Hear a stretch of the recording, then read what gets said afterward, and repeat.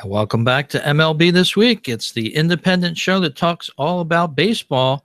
We have a ton of stories to talk about this week. The playoffs closing in on us. A fan gets great treatment at the Twins rainout. DraftKings, they still have a loophole. And Tommy John on Matt Harvey controversy. All on this week's MLB This Week show.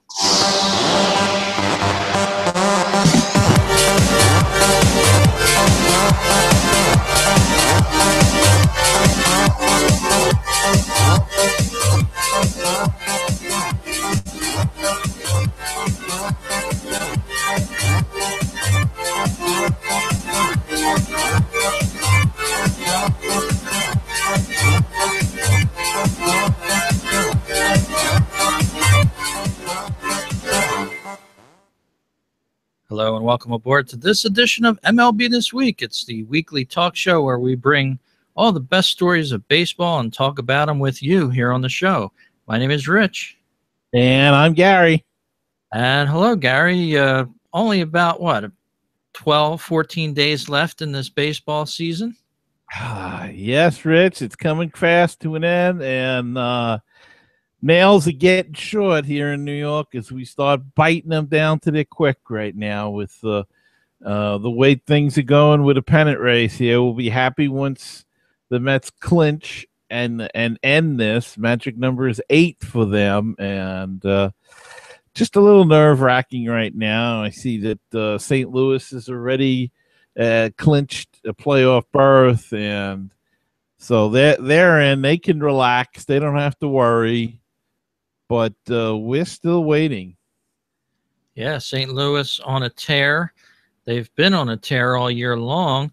And as you said, the Mets still competing. And something I didn't realize at the start of the show tonight, you said they actually have to win the division as it is right now, or else they might fall out of the playoffs, which is something I don't see happening. But it's strange the way anymore now with the 2 wild cards set up and the different combinations. A lot of these races are coming right down to the last week. Certainly is, Rich. And yes, the Mets have to win a division because they're a game and a half or 2 games roughly behind the Cubs for the last wild card spot. So they would have to win a division to make the playoffs. Same thing with Washington. They have to win a division. They're not going to get a playoff berth otherwise. So it's a little tight as far as that goes, but we'll see where it all shakes out over the next 2 weeks or so. Yeah, and the Yankees and the Mets have a great ball game queued up for tonight on ESPN's Sunday Night Baseball, just probably around 45 minutes from the time we're doing the show. And I think about half of New York is going to be tuning into this game tonight. Well, you might get the whole New York as, part the Yankee and the Mets fans, but the radio announcers will be interesting because probably a lot of the Mets fans are going to be listening to the Mets radio station, and the Yankee fans will be listening to the Yankee network on the radio, because just ESPN, sometimes those announcers are just unlistenable. They are terrible, and of course now they kicked Curt Schilling off, even though Chris Carter's allowed to stay on. I still don't understand that at all. When you tell somebody you're going to get arrested and you got to get a fall guy, and yet he's still working for the company, and yet Curt Schilling retweeted something that he was sent, and he got kicked off, suspended for the season. But we discussed that already. But yeah, the pennant races are coming down. Even in the American League West, Rich, the Texas is a game and a half up on Houston, and Houston's in the wild card slot now, and they're going to have to try to hold off Minnesota, and Cleveland's got an outside shot at it, but really Minnesota, and they're going to try to catch the Yankees as well. Yeah, Houston fell from the top there. Of course, they led most of the season long. Had a dramatic fall from grace there, played a tough series against the Rangers, and the Rangers handed it to them to take over the lead there. And it's going to be a dogfight to the end with these teams. They're still neck and neck. Texas now a couple games up on the Houston Astros, but yeah, for now they're going to be a playoff team, and it's a young team, so it's a team that probably may return to the playoffs next year. And Texas came out of nowhere, really, and took this lead there in the West. Certainly did, Rich. They put it together because they made the big trade at the deadline, getting Cole Hamill, and just putting it together. And as you say, Houston's a very young team. They could be running out of gas a little bit. You know, a lot of these guys may have never have played into this late in the season. They may have never played under this much pressure, especially some of the pitching staff. So this talk about the Mets' young pitching staff and why they've been struggling lately, and I think it's a similar thing. They've never really played this late into the season, and you know that first year is always tough on any of these young guys. I know we say they're young and everything, but it is now they feeling the stress. Now they're feeling that they weren't. It was all fun and games the first 3-4 months of the season, but now we're into the home stretch. Now you feel the pressure. Yes, we are, just like a horse race almost. And as you said, Gary, with the way the teams are looking right now, the playoff picture looks like this. In both leagues, there'll be wild card games on October 6th and the 7th. That'll give the team that wins that the right to go in and play the best of 5 division series. And right now, the wild card teams, as we were talking about, would be the Cubs against the Pirates and the Astros against the Yankees. So a lot of great baseball coming up for October. One of my best times of year weather-wise and baseball-wise. There's a cool Christmas to the air, and there's just, the fans really love playoff baseball in the different cities. And if you get a chance to go to a game, you might want to go during the playoffs because you'll get a different perspective on the way the game is played. It's a lot tighter game. It's a lot stressful for the players. It's for all the marbles, and especially that wild card playing game. That's really that's a real tight game, boy, to be in. You can't make any mistakes in that game. Yeah, so the winner of the National League wild card at this point would play the St. Louis Cardinals, who right now have the best record in the NL, and the winner of the Yankees and Astros would play the Kansas City Royals. So what these teams have are these wild live wire teams that are going to be winning this wild card game and couldn't wait to knock off the top contending teams. So it really makes a good playoff scenario with this second wild card here. And it certainly does, Rich. And there's been a lot of talk this past week or the past couple of weeks about the divisions and doing away with the divisions. And I think we should save that for maybe in the postseason. But I don't know if I'm in favor of that because it would just, the divisions mean something. If they go to, they'd still be divisions, but they would go to a geographical setup, and there would be no leagues anymore, and it really wouldn't. I don't know. To me, it would take away from the game, but there's a couple of plans out there, and maybe we can investigate it and do a little bit in the off season on that. But this is exciting because, as you say, it gives the cities that teams may have been out of it. And at least this year, everybody's over 500 that's battling for a wild card and battling for a division. So there's not going to be anybody like football that has 500 teams with a 500 record getting into the playoffs. That's for sure. And then the other teams waiting to play off in the division series would be, of course, the Mets and the Dodgers going at it, and then the Texas Rangers and the Toronto Blue Jays. Both sound like really exciting series coming up. And, yeah, I'm going to make some reservations in front of the television for sure to watch those games. I got my seats for Section 1 right near the bathroom and the concession stand. They're the best price, too. Right. No parking fees. It's great. Wide screen, all the comforts of home. That's right. have our first story of the week up here, and if you've watched the football games in the last couple weeks, or even baseball for that matter, you almost can't escape these ads that are coming out for fantasy sports these days. Yes, Rich, we've discussed this before about how we felt it was gambling and how baseball, justifies this, but yet they came hard on Pete Rose and anybody else that's ever gambled. Well, it's funny. I was driving home this week and somebody was listening to talk radio and somebody called in and had a question about that. And happened to be Mike Francesa, for anybody that listens to WFAN in New York, his show. And he made the statements. He said, everybody knows it's gambling. He says, but they have a loophole. And if you look at their web, when you see the ad on in the small print, it says on the bottom, this is not a gambling website.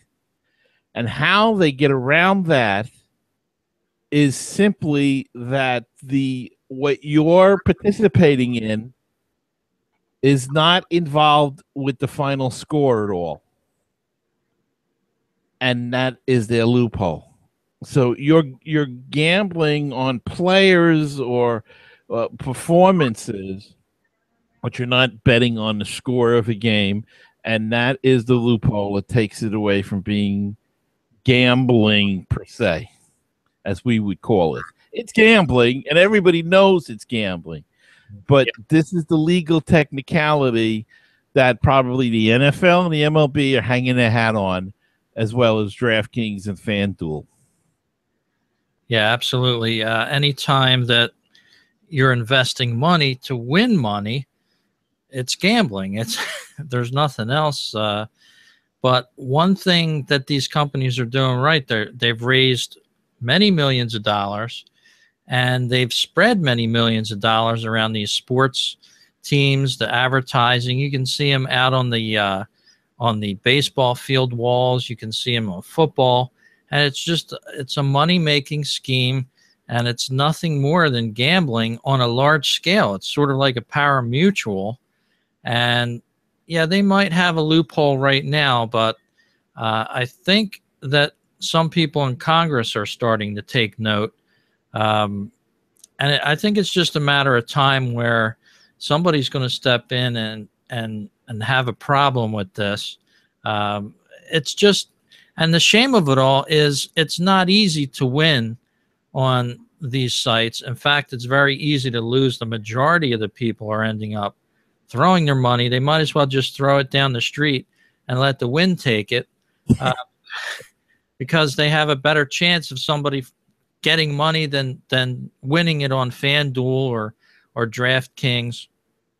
It's just it's not very good. It's not in the true sports interest of fantasy sports the way it used to be. People would get together and have a group of teams together. They put up some money amongst themselves. Well, this is on a national scale, and sometimes involves 100,000 people. Maybe they'll pay cash prizes, quote unquote, out to 10,000 people, the first 10,000 people. So it sounds on the easy side at first until you start playing, and then you find out, oh well, my picks are just 50,000th down from the 100,000 fans, but I don't get anything, and you're throwing your entry fees away every night. And I just don't see how people are that gullible to even try this. It's not very easy, and it's not very smart to take part in it. Well, Rich, I think everybody's looking for the quick buck, and the commercials sound like it's quick buck. And if you like fantasy football or baseball, like you said, the way it used to be done, now people are figuring, I don't have to give up a night with the family or this. I can just do this on the computer, 1, 2, 3, and I can make money. The other way, I got to wait a whole season. This I'll know in a day. And I understand your viewpoint, but they're raking in the dough if they can give away that money, and they're into everything. Golf, I'm not sure about the tennis, but the football, baseball, incredible. and it just still, as if we discussed before, it's incredible to me how the leagues, especially Major League Baseball, when they are so big on this gambling thing, Oh, that they just embrace this and just smear it all over the place. I mean, like you said, it's on the outfield and infield walls. It's on this, it's on that. It's all over the place, and I don't get it. And like you said, there may be 100,000 people playing, and they may have everyone may have picked Kershaw for that night. yeah. Well, Greinke. So how do yes, you get the points, I guess, but I don't know. I don't know how it works exactly. I never tried it, so maybe I shouldn't comment. But to me, it just seems like it's incredibly difficult, and it's gambling, no matter how you want to count it. Yeah, FanDuel and DraftKings have received hundreds of millions of dollars in venture capital from companies to start off these businesses and to purchase advertising. So it's a situation where money talks a lot in sports.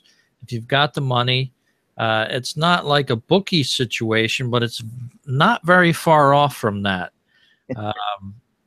It really isn't. In Canada, you could play sports at a lottery terminal. It's not very much different from that either. And everybody that's saying it's legal, like you say, Gary, I believe they all know that it's bottom line, it's gambling. Oh, I think I think their heads are in the sand. They won't admit it because that's their loophole. It doesn't involve the final score, but it still affects a player. I mean, what's to say? And I know we're getting a little off the topic now, but what's to say that the fear of gambling is that they're always going to go after a player or players to try to throw a game or anything? Well, what's to say you can't do the same thing on FanDuel or DraftKings, that you're going to get a bunch of people going after a player and telling them, look, I'm not putting you on tonight, so don't pitch. You know what I mean? Exactly. Where there's money, there's instances of potential cheating. So yeah, anything can happen. And even a comparison on online type of sites, this is sort of like a Uber situation to the taxi companies. Uber came in and with a slick website, established himself in different cities where there are licensing, medallions. People have a serious investment in their small towns and large towns like New York and the surrounding areas, Philadelphia. And here comes these online companies. Oh, we've got 500 drivers ready to cart people around your town, but they didn't go through the proper channels. They just descended upon the city and started doing this. It's sort of the same way with DraftKings and FanDuel with relationship to the online aspect of it and the money situation, because you're losing your money. It's not like a situation where you're investing in something, for sure. The only difference is with the Uber, you are getting a service out of it. So true, but like happens in many different cities, the medallions and things like that people pay for, and the right to be a taxi driver in certain areas is well established, well regulated. And here comes a company from Easter BIP in, all of a sudden, boom, because they have an online app and they can be reached online. They're cutting them out of the business there. The business that was established, it's almost like to draw a country within a country almost. You've landed in a country, all right, all of a sudden, I'm taking over this. If you want to. And what's wrong with that? Well, the wrongness of it would be why some of these companies and drivers and cab companies like Yellow Cab and things like that, in that business, they've already paid their dues. They've gone legal with the regulations of different taxi companies, the stringent requirements of it, the learning, the passing of the tests. And here you've got a company that just waltzes in, and all of a sudden they're in business. It's not very right. We could talk about this for a long time, but it's just something that leaves a lot to be desired. Well, what's not to be left to be desired is what Minnesota Twins did to a fan in Minneapolis, and that's your story. So tell us all about it, Rich. Yes, they did. Friday night's Minnesota game, Twins in Minneapolis. They were about to start a game. A fan was 3 hours away, would have to drive to the game. He was taking his daughter to a game there in Minneapolis. So he decided to tweet Twins president Dave St. Peter and ask him if he thought the game was going to be played before he left the house. So Mr. St. Peter answered, "We will play." So this fan started driving 3 hours to get to the Minnesota Twins stadium. Upon getting there, the game was called. So naturally, this fan had a problem with that, and he retweeted over to the Twins president, Dave St. Peter, and asked him, I thought you were going to play the game. Is there anything you can do for me here? I've driven 3 hours to the game. You told me it would go on. And they actually did. He actually asked them if they could provide a hotel room for him so he could stay to watch the next night's game, where that game would have been postponed to. Actually, it would have been the afternoon game, the first game. And the Twins provided a nice hotel room at Lowe's for this fan, and especially the Twins president. He took care of it for him all over Twitter. So nice story there with a Minnesota Twins fan getting taken care of. Long drive. I know we've all probably done it, not for 3 hours, but you get to the stadium and you get rained out. Nothing worse than that. Oh, that's for sure. And they did the right thing. It's just amazing that he could stay overnight like that without, honey, I'm staying over and for the ball game. What? Yeah. And they upgraded his tickets as well. They upgraded the tickets to behind home plate for this gentleman and his daughter the next day for the game. And it's a great story there. I just love to hear those great stories, how they end. And, it's great PR for the team as well. They did the right thing. Yes, they did. Well, you can do the right thing by listening to MLB This Week. We're going to be taping the shows all winter long. So stay in tune with us. You can find us on many sites. MLBThisWeek.com is our homepage where you can check out our previous shows, all of them, I might add. You can listen to us on iTunes and also over at Podomatic.com and BaseballTalkRadio.com as well. And don't forget, if you'd like to be a part of the show, you can do that by emailing us at talk@MLBThisWeek.com.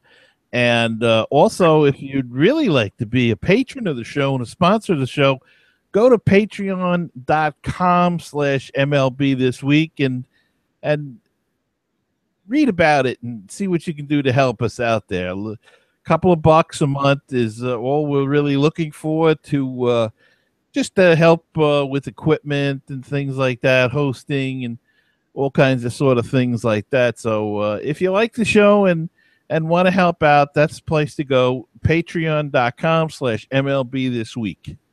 Yep. And I want to let our fans know Gary's podcast, his great podcast on the Mets, is Mets Musings. You can find that at BaseballTalkRadio.com.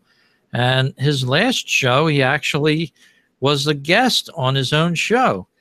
Gary met one of his longtime listeners all the way from England who flew in to the U.S. to catch a few baseball games. And he was up at Citi Field talking with Gary. And I think you're going to enjoy that show. So why don't you check it out? Mets Musings podcast. Gary, what edition is that? 215.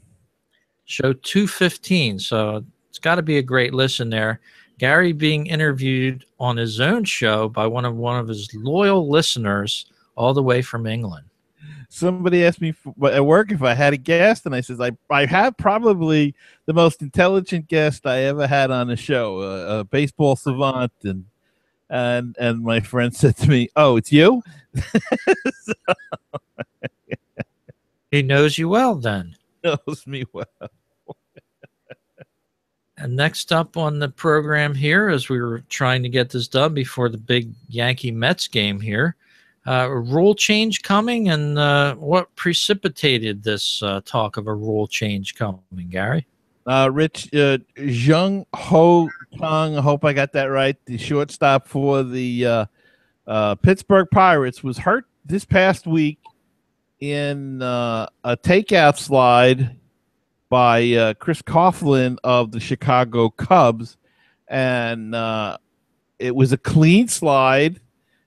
He took him out cleanly, but he did take him out, and he got some bad injury. He tore the MCL. He broke his leg. So now manager Clint Hurdle called MLB to discuss the rule. He's not complaining about it.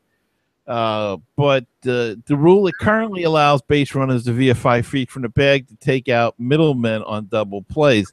Now, to me, in the slide, he didn't slide 5 feet away to take out. It looked like he was right on the bag. I don't know, but this is the kind of thing that concerns me, because now we're going to change another rule, and what are you going to do? You can't take out. What's going to be a legal slide then?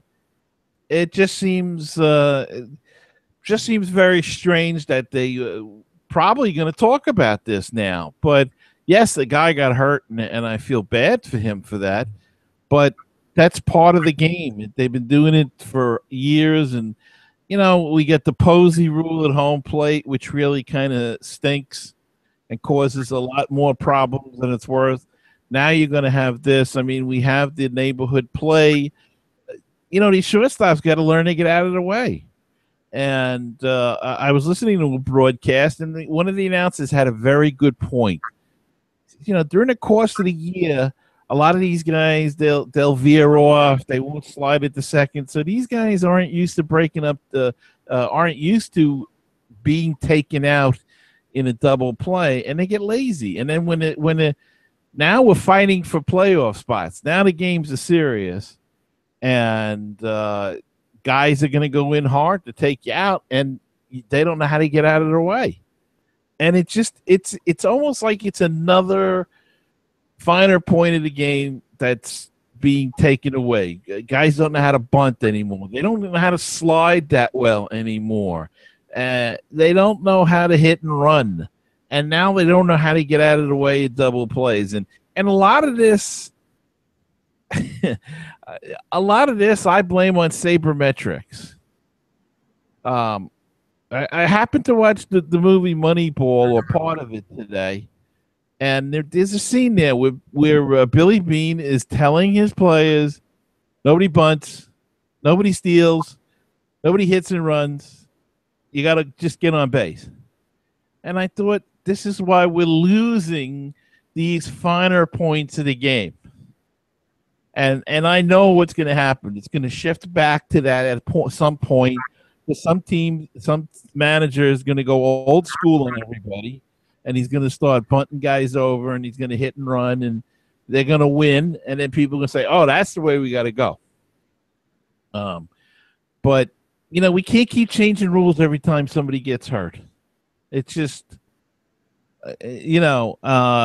Cliff Floyd got hurt tagging a guy at first. They didn't change that rule about the tagging, making a sweep tag in first base. Posey gets hurt, and right away they got to change the whole history of the game with collisions and all of that. And now they may be considering or looking into the double play rule. I don't know what you can do. What can you do for something like that? Tell a guy you can't break up a double play? Yeah. Are we have guys veering off just all the time? Years ago, they would tell you, throw side arm if you're a shortstop or second baseman on a double play. because if you throw sidearm, the guy's gonna either dive down or he's gonna get hit. You don't see that stuff anymore, and this is the result of that. You brought up an interesting point as well. The reason why that home plate collision rule was probably changed is because the catchers were blocking the plate. They were standing in the baseline. They were essentially saying, bowl me over. Same thing's happening at second base. These guys are blocking the bag. There's going to be a play at second base. You've probably heard or seen it many a times this year in the baseball season. People are criticized for not running hard in the second when the guy's blocking the bag, because you have to get to it and he's blocking you off. Well, what's going to happen is you should be sliding hard into the bag. If he's blocking your path, that's his problem. Exactly. And look, Daniel Murphy was playing second base. He had 2 years in a row. He had knee problems. He got taken out. But that's his problem because he didn't know how to get out of the way as well. Exactly. And I think that's what, again, with the shortstops, you got to jump. Remember the old days, the pictures of Maury Wills up in the air throwing to first base and Ozzie Smith? You don't see that anymore. They all stand there. Another thing, we used to straddle the bag when we made a tag. Now they stand in front of the base. I don't get that. They stand in front of the base and have to sweep back to make a tag. I don't, and that's, I guess they don't want to get spiked, but it's not the way the game should be played, I don't think. Maybe I'm just old and crotchety, but I don't know. I just think that you can't legislate everything. And, just to go back to the catchers for a second, I was a catcher, and I was always under the impression that you cannot block home plate unless you have the ball. Once you have the ball, you can block home plate. And, that they should have left that rule in effect rather than this whole Posey rule and just enforced it. It's a lot of time they don't enforce these things. And that's what causes the problem. And now it's added a new dimension upon scoring. If you've seen a lot of the plays this year at home, the close plays, it's taken on a new dimension now where I think teams are more willing to run home because they have a better chance to score. They're getting their hands in there because the catchers have to stand a foot or two from the plate. They can't be around the area where they can tag them easily. And it's taking on a whole new nuance with runners running home this year. I think a lot more people are taking more chances to get there. And, it does look a little exciting at times, but it's certainly not the way that the game's been played over the years. And wait until the catcher gets hurt making a sweep tag and hurts his shoulder and gets that torn up or something. And then what are they going to do? If the throw is near home plate, you're out. I mean, catcher don't have to make a tag even anymore. I mean, I don't know. You can't because eventually there's going to be a scenario that you can't legislate to, or else you're going to make a farce out of the game. That's for sure. And one player who may have made a farce out of professional baseball about 10 years ago when the first steroids rap hit the newspapers and online, Rafael Palmeiro actually returned to baseball this past week. 50 years old now. He returned to professional baseball Friday night with the independent team, the Sugarland Skeeters. The Skeeters are a team that are no strangers to stunts. Some former NBA stars actually played for them, and also a 50-year-old Roger Clemens also pitched for this team in previous years. But Rafael Palmeiro went 2 for 4 the other night, and he also was batting around the same team as his son. So a little Rafael Palmeiro and Son company there, playing baseball still at 50 years old, even though it was independent league, but pretty interesting there. He's able to go 2 for 4 at 50 years old, Gary. That's even more interesting that he went 2 for 4. And Sugarland Skeeters are in the Atlantic League, which is a pretty good league. Probably somewhere between AA and AAA, maybe in between there somewhere. But it's a pretty good league. We have a team out in Long Island called the Long Island Ducks that won a championship 2 years in a row, and they're in the playoffs. So, as you say, Roger Clemens pitched because his son was on the team, I believe, as well a few years ago, and that's what they try to do. You know, when you've got independent ball and minor league ball, you come up with all kind of gimmicks to try to bring in people. I even read that Julio Franco is playing in Mexico or in some Latin American country, and he's got to be like 112 now. Yeah, it seems like he's played forever in the MLB. Him and Benito Santiago, if you remember him, it seemed like he played forever. Yeah. I think they played with the Chicago White Sox in 1918 or something. And yeah. Great story there. I always like to hear that about old school players making a return to the majors, and even in that case, the Independent League. I think Atlantic City even had a team in with the Atlantic League a few years ago before that folded. But yeah, great baseball there. And we're on to our next story here. Matt Harvey and his controversy about going a full season and then some this year. And what do you have on the latest on this, Gary? Well, Matt Harvey says he's going to pitch. He's and the Mets say they're going to pitch him. He's going to pitch tonight, but it may be 3, 4, 5 innings. Who knows?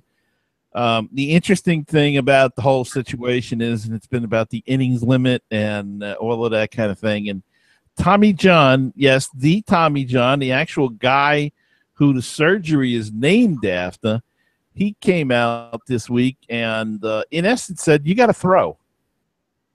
Yeah, this is baloney that, innings limits and stuff. He says, you got to throw. That even the Frank Jobe, who invented the surgery and did it on Tommy John, he said, that you've got to throw the baseball. It's better for the arm if you throw. I guess the theory is you stretch out the new ligament and you're strengthening the arm. And coincidentally, Jason Stark, the baseball writer, he penned an article about Harvey's workload, and he questioned why baseball focuses on innings at all. And I think we've even had this discussion on here about innings versus pitches thrown. And what Jason Stark basically his argument is, you can have innings where you throw 12 pitchers and it's very, there's no stress involved in that inning. You might have another inning when you throw 30 or 40 with a lot of stress. So what good is an innings count if there's so many different variations? The smarter thing would be pitches thrown than an innings count, innings pitched, because it means nothing. And he went on to say that I think Harvey has averaged 14.8 pitches per inning, which is pretty low. And so, it's just a question. I wondered that myself about the pitches thrown against the innings. You can say 180 innings, but you could limit him to 180 innings and he could throw, I don't know, I didn't do the math, and I'm not very good at math, but let's just say he could throw 3,000 pitches in that 180 innings. And you get another guy that's thrown 180 innings and thrown 4,000 pitches. So if they're both coming off of Tommy John surgery, the innings mean nothing as far as I'm concerned. It's really kind of a ridiculous thing. And I think Tommy John himself pitched like 230 innings when he came back. And he was the first one that ever had this thing. So I don't know. It's just it's something that won't go away, and I just think that with Jason Stark bringing this up, but now it's an excellent point about innings pitched versus pitches thrown. To me, the pitches thrown would be a much better gauge than innings pitched. And I was listening to a good talk show the other day on Tommy John, and the phenomenon of the Tommy John surgery is one into itself. There's a lot of younger players that haven't even reached high school yet that are needing the Tommy John surgery or having this Tommy John surgery to get them well enough to play into their high school years. And it's just a phenomenon that's keep on growing in the country here with this Tommy John surgery. So, and another thing they were talking about is there's people that have 2 and 3 Tommy John surgeries anymore. So it's very interesting this year, especially with Harvey. Jacob deGrom just announced he may not, he will miss a start, I believe, on his next start, Gary, and possibly even more than that to preserve him for the playoffs as well. Some of these younger pitchers haven't gone this many innings, and it's going to be a new avenue for them to pitch into October. Yeah, and that's with deGrom. It's purely fatigue. He's already had his Tommy John surgery, but you know, it's another issue involved in this too, Rich. That Matt Harvey had 17 months off. The usual time before you come back is 12 to 14 months. He wanted to come back. The Mets held him out last year. A brilliant stroke of genius there in that he got that extra time and was able to come back. Now he's experiencing some of the things that normal the pitchers have with the Tommy John surgery, but the idea is that it healed more. It was able to work out more. It was able to strengthen the arm and the muscles around that. It's another thing that people, because I think Scott Boras, he came out and said that he started throwing out these guys that had to have a second surgery again after the first one, but it wasn't right after first. And the second thing is a lot of them came back in 12 months and 13 months. He's had that extra 4 or 5 months to heal, and that can make a world of difference. So maybe you take that 180 and move it to 190, 200 innings. I don't know. We'll see. Sounds like a good plan. We'll have to see what happens, especially with the Mets and as they roll towards the playoffs here. Our next story up here is this date in baseball, September 20th. Way back in 1968, Mickey Mantle hit his last home run in the majors, a solo shot on Boston's Jim Lomborg. It gave Mantle a total of 536 career home runs way back in 1968 on this date. In 1992, Gary, Philadelphia's second baseman Mickey Morandini made the first unassisted triple play in the National League in 65 years. It was only the 9th in Major League history, and the Phillies 3-2 13th inning loss to the Pittsburgh Pirates back in 1992. So a good trivia question there. And a few years later, in 1998 on this date, Cal Ripken took himself out of the starting lineup and didn't play, and the Baltimore Orioles lost to the New York Yankees, ending his consecutive game streak at 2,632 games, a feat that will probably never be broken. Nearly 16 years of playing 2,632 games there began way back on May 30th, 1982. He truly was the Iron Man, Gary. That's an unbelievable. Right, do you think about it? 16 years of never missing a game. Now there probably was some where he started and came out early, but he pretty much played like every out of every game, every inning. So that is an unbelievable record. Don't hear too much from him either. I guess around the Baltimore, metro area, they probably hear from him. But baseball in general, he's very laid back, very quiet. Don't hear much from him most of the time. So hopefully we'll hear more from guys like Cal Ripken and the like. And Gary, you have our last story up here. Kind of a sad note, but a great career this gentleman had. Yeah, Milo Hamilton, the Hall of Fame announcer for the Houston Astros, who called games with enthusiasm and distinction. He passed away Thursday at the age of 88. Hamilton's death comes less than 3 years after he worked his final game behind the microphone for the Astros, calling the regular season home finale in 2012. He was still a presence at the ballpark, but his health had deteriorated in the recent months. He was a widower,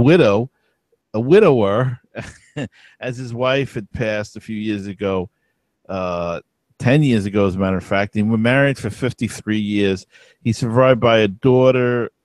I'm sorry, he survived by a son, Mark. His daughter also passed away 9 years ago. So, Milo Hamilton, Hall of Famer, Houston Astros for tons of years, passes away. And another one, Rich, of the old school announcers going away. Yeah, and these old school announcers, you don't realize how much you miss them until they do go away. It's definitely an art. Harry Carey, uh, Harry Callis, Ralph Kiner, people like that. Uh, they're part of the game, and they're entertaining. They were entertaining, interesting to listen to, and yeah, it is a tough thing, and best. We offer his family condolences here, and one of the greats passed away. Yes, sir. And the older we get, the more we see of this, and it's not fun, but you lose that connection with the old time game, and now the old timers, the guys that played in the '80s, Yeah. and when we were kids, or when I was a kid, I'm a little older than you, Rich. When I was a kid, I remember seeing Rogers Hornsby at an old timers game in 1964. Some of Lloyd Wayner and his brother, and those guys are gone and been gone a long time. But we're losing that connection to that era of baseball now, Yeah. and it's really kind of a shame. Yep, the old timers are getting younger. That means we're getting a little older. So, well, thanks for listening to this edition of MLB This Week. We're going to find out who wins this game against the Mets and the Yankees here, Sunday Night Baseball taking over. We hope you enjoyed the show. And Gary, you have a great week, and we'll be talking some more baseball next week, I'm sure. Certainly will, Rich.